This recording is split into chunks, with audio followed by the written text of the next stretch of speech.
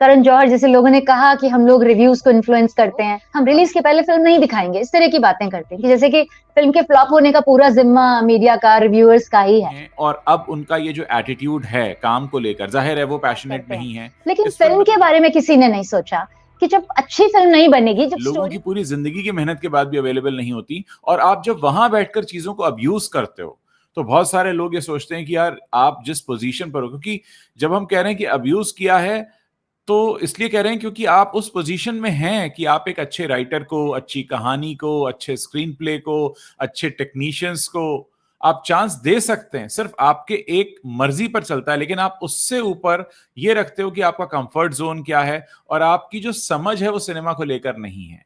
आप ये देखिए ना कि ये ठीक ऐसा है कि एक अच्छा शेफ जो बना सकता है अच्छा खाना, उसको नौकरी नहीं मिली है, और जिसको नौकरी मिली है उसको खाना बनाना नहीं आता, और झेलना किसको पड़ रहा है? उस रेस्टोरेंट में जाने वाले जो ग्राहक हैं उनको, कि उनको खराब खाना मिल रहा है। तो हमारी जो दर्शक है उनको खराब खाना मिल रहा है, मतलब खराब सिनेमा मिल रहा है, क्योंकि जो शेफ है उसको खाना बनाना नहीं आता, जिसको बनाना आता उसको मौका नहीं मिलता। तो ये कितनी बड़ी विडंबना होती है, और कितना बड़ा एक कहते हैं ना कि लोग परेशान होते हैं इसको देखकर, और कहीं ना कहीं आप बहुत गलत एग्जाम्पल सेट करके जाते हैं। उज्जवल, मुझे एक बहुत बड़े फिल्म मेकर ने कहा था, शायद महेश हम्म, भट्ट साहब ने कहा था कि जब हम्म, आप फिल्म बनाते हैं और सिनेमा हॉल में चारों तरफ अंधेरा करके पर्दे पर वो फिल्म चल रही है, और हाँ, डायरेक्टर की फिल्म चल रही है, स्टार की फिल्म चल रही है, और उसमें अगर दर्शक को आप बांध कर नहीं रख पाते, एंगेज हम्म, नहीं कर पाते, एंटरटेन नहीं कर पाते, तो फिर वो आपका फेलियर है। आपको फिल्म बनाना छोड़ देना चाहिए। एक बहुत बड़े फिल्म मेकर महेश भट्ट साहब ने कहा था कि आपको फिल्म हम्म, बनाना छोड़ देना चाहिए अगर आप इस जगह पे फेल हो रहे हो, क्योंकि आपको बेस्ट डायरेक्टर मिल रहा है, बेस्ट रिसोर्सेस मिल रहे हैं, सब कुछ, कोरियोग्राफर फराह खान है टॉप की, सब कुछ बेस्ट है, लेकिन उसमें भी आप अगर दर्शक को वो नहीं दे पा रहे जिसके लिए वो सिनेमा हॉल में आया है, बैठा है 2.5 घंटा, तो फिर वो आपका फेलियर है। फिर आपको नहीं बनानी चाहिए फिल्में, फिर छोड़ देना चाहिए। ये मुझे कहा था जो कि इस बिजनेस में सालों से हैं। तो ये इनका फेलियर है। और आपने कहा कि जो प्रोडक्ट खराब दे रहे हैं, तो इसमें हाँ, हमेशा दर्शकों का ही नुकसान होता है, क्योंकि बिल्कुल। दर्शक तो टिकट खरीद कर जा रहा है और वो शायद आधी में छोड़कर आ गए। और पूरी भी हमने देखी, मैं अगर रिव्यू ना करना होता तो मैं आधी से पहले छोड़कर आ जाती। तो ये जो हाँ, सबसे ज्यादा ठगा हुआ खुद को महसूस करते हैं वो दर्शक ही होते हैं। और रिव्यू इसीलिए आजकल लोग पढ़ते हैं, सुनते हैं, फिर जाते हैं। तो ये और मीडिया के रिव्यूज तो काफी पेड होते थे, इसीलिए करण जौहर जैसे लोगों ने कहा कि हम लोग रिव्यूज को इन्फ्लुएंस करते हैं, और बाद में उन्होंने कहा कि रिव्यूअर्स पैसे मांगते हैं, हमको ब्लैकमेल करते हैं, इसलिए किसी पत्रकार को, किसी मीडिया रिव्यूअर को हम रिलीज के पहले फिल्म नहीं दिखाएंगे, इस तरह की बातें करते हैं कि जैसे कि फिल्म के फ्लॉप होने का पूरा जिम्मा मीडिया का, रिव्यूअर्स का ही है। लेकिन अपना प्रोडक्ट ईमानदारी से नहीं बनाया है, पैशन से नहीं बनाया, ये साफ दिखता है। अम्रपाली, यहाँ पर मैं एक बात कहना चाहूंगा। जैसे मैं आपको देख रहा हूँ, आप अपने वीडियोस बनाती हैं, बहुत लगन से बनाती हैं, आपका एक पूरा पैशन दिखता है उसमें, और आपको लगता है कि मेरा वीडियो बहुत अच्छा बने, दर्शक आपको पसंद भी करते हैं, या मैं भी कोशिश करता हूँ। और मुझे लगता है कि हमारे आसपास जो लोग बहुत मेहनत से काम करते हैं उन्हें अपने काम से प्यार होता है, वो काम के लिए पैशनेट होते हैं। सलमान खान जिस सफलता की ऊंचाई तक पहुंचे हैं, और अब उनका ये जो एटीट्यूड है काम को लेकर, जाहिर है वो पैशनेट नहीं है। इस फिल्म में तो बिल्कुल भी नहीं है, और अपने काम को लेकर नहीं है। कहीं ना कहीं उनके रिश्तों में भी ये बात दिखी है। कहीं ना कहीं आज उनके तन्हा या अकेले होने का, उनके फादर कई बार कह चुके हैं सलीम साहब की वो कमिटमेंट फोबिक है। मतलब कहीं ना कहीं उनके अंदर वो एक उस चरम की कमी है, जो कि आप उस चीज को जब करा देते हो, मुझे लगता है कि सलमान खान के करियर में या उनकी पूरी लाइफ में किस्मत का बहुत बड़ा हाथ रहा है। डेस्टिनीज चाइल्ड जिसको कहते हैं, बहुत सी चीजें उन्हें सिर्फ मिल गई हैं, उन्होंने उसके लिए वो किया नहीं, उस शिद्दत के उस चरम तक नहीं पहुंचे। आपको क्या लगता है? देखिए, सलमान ने जो कुछ अचीव किया है, हम्म, चाहे हम किस्मत की बात करें, लेकिन वो अपनी मेहनत के, अपनी काबिलियत के दम पे अचीव किया है। उन्होंने जो हम्म, करोड़ों रुपए कमाए हैं, जो बनाया हम्म, है, वो सब कुछ अपने दम पे, जो स्टार पावर उनके पास रहा है, वो उनका अपना कमाया हुआ है। तो उसके लिए उन्होंने मेहनत की है। और उनकी फैन फॉलोइंग इतनी ज्यादा थी, तो वो तो खरीदी हुई नहीं थी। वो लोग दिल से ही उन्हें प्यार करते थे, उन्हें देखना चाहते थे। मैं इसी तो बात को वो कह रहा हूं कि सलमान का लोग, ऑरा था। हाँ, लोग प्यार करते थे, मैं मानता हूं उनकी फैन फॉलोइंग बहुत जबरदस्त है, वही मानता हूं। लेकिन अगर इतनी शिद्दत से वो काम कर रहे होते तो क्या वो ये फिल्म करते? ये मैं कह रहा हूं कि देखिए अगर उनको अपने काम से हाँ, प्यार होता।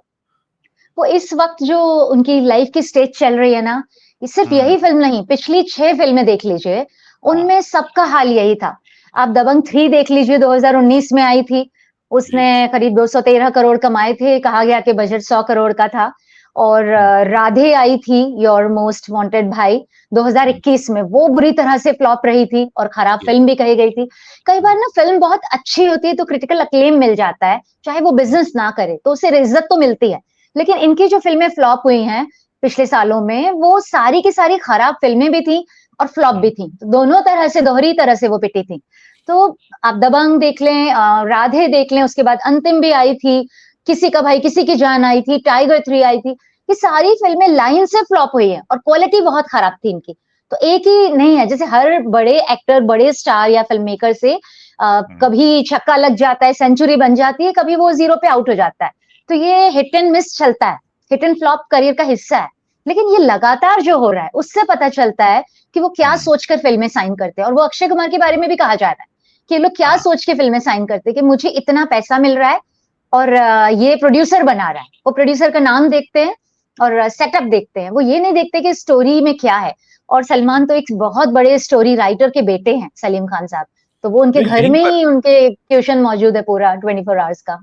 मैं यहीं पर बात कहना चाह रहा हूं कि क्या सलमान को, एक जो सलमान जो स्टार हैं, क्या उन्हें नहीं अच्छा लगेगा अगर कोई कहेगा क्या कहानी आपने चुनी है, क्या स्क्रीन प्ले है, क्या एक्टिंग है? ये सब तो शायद वो भी सुनना चाहेंगे, लेकिन उस सब को दरकिनार करके वो कुछ भी कर लेते हैं। अच्छा, आप अगर 3 दशकों से किसी इंडस्ट्री में काम कर रहे हैं तो आप उसके बारे में सब कुछ जानते हैं। ऐसा नहीं है कि सलमान को लगा था कि सिकंदर बहुत ही महान हिट फिल्म हो जाएगी क्योंकि इसकी कहानी बहुत अच्छी है। क्या उन्हें नहीं दिख रहा होगा कि वो क्या कर रहे हैं? आज उज्जवल, हम और आप बाहर बैठकर उस चीज को समझ पा रहे हैं, वो अंदर बैठकर नहीं समझ पा रहे होंगे क्या? ये लोग ना अपने बबल में रहते हैं, इनके आसपास जो लोग रहते हैं ना, वो भाई क्या बात है, कमाल हो गया भाई। और जब नरेशन होता है स्टोरी का, तो वो हीरो इधर से आता है, ऐसे मारता है, उसका सर फोड़ देता है, फिर नेक्स्ट कट टू वो आदमी उसके पैर छू के माफी मांग रहा है, तो सब में तालियां बजती हैं और एक दूसरे को तारीफें करते हैं और कमाल करते हैं। तो वो जो नरेशन जो होता है ना, और जो पूरा जो उनका सर्कल है, वो एक अलग ही दुनिया है, उसमें सब इनकी हामे हामे ला रहे होते हैं, कोई इन्हें क्रिटिसाइज नहीं कर रहा होता है, कोई उन्हें रियलिटी चेक नहीं दे रहा होता है। तो कई बार ये ऐसे लोगों से घिर जाते हैं बड़े लोग। शाहरुख खान का भी वो वक्त आया है जब वो ऐसे लोगों से घिरे हुए थे और वो किंग नहीं रह गए थे काफी लंबे अरसे तक, बॉलीवुड के कमबैक उन्होंने बहुत बाद में किया। तो ये अरसा, ये जो दौर है, वो सारे बड़े स्टार्स की जिंदगी में आया है, आमिर की जिंदगी में भी आया है। और आमिर तो ब्रेक ले लेते हैं फिल्मों से, वो बैठ जाते हैं सोचने, इंट्रोस्पेक्शन करने के, क्या गलत हुआ, कहाँ गलत हुआ, मैं अब नेक्स्ट क्या बनाऊं। वो बहुत ही सोच समझ के अगला दांव खेलते हैं और वो डिप्रेशन में भी चले जाते हैं। तो बहुत सीरियसली लेते हैं इस चीज को।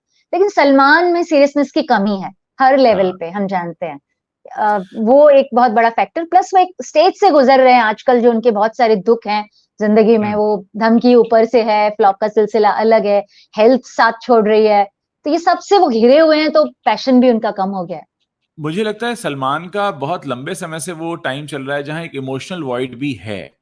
अब किसी के साथ नहीं है वो लंबे समय से, और खासकर जो चीजें उनकी लाइफ में चल रही हैं, खासकर ये विश्नोई वगैरह, ये सारी जो चीजें हुई हैं और अटैक्स वगैरह होना, सिक्योरिटी का बढ़ना, अब उतना खुलकर वो नहीं आ पाते। आज ईद वाले उसमें भी आपने देखा होगा कि बुलेट प्रूफ ग्लास के बाहर अंदर से उन्होंने विश किया, जबकि वो बालकनी में बाहर आ जाते थे, जो वहां मतलब हाँ, ओपन होता था सब। पिछली ईद पे हाँ, आए थे और 20-25 दिन बाद गोलियां चली थी और उसके बाद उन्होंने ये बुलेट प्रूफ ग्लास की वॉल लगवाई थी, और आज पहली ईद थी जिसपे वो वॉल के पीछे से बात वॉल कर के रहे थे। पीछे से।